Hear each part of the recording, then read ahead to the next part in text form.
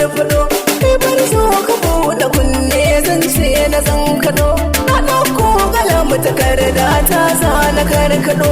Ara mini guri na zauna zance na tunkuɗo.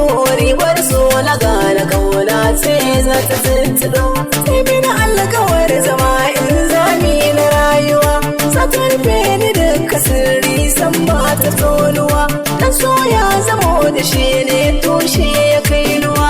In taron da so na maido kauna ta yi hawa. Ba ta biye zigar mutane ko da ta magawa. Ni ma sai na ɗauki kaya kaina na ɗoruwa.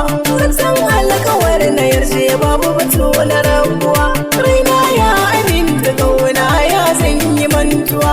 Gabili gami da doki za ka kaso kuwa. Na zarme a so a rai ba hanyar cutuwa.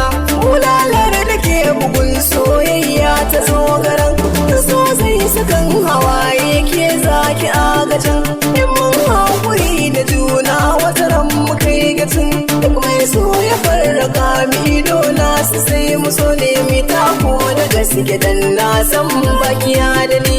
Hakin juna za mu kare mun zarta rimuwa.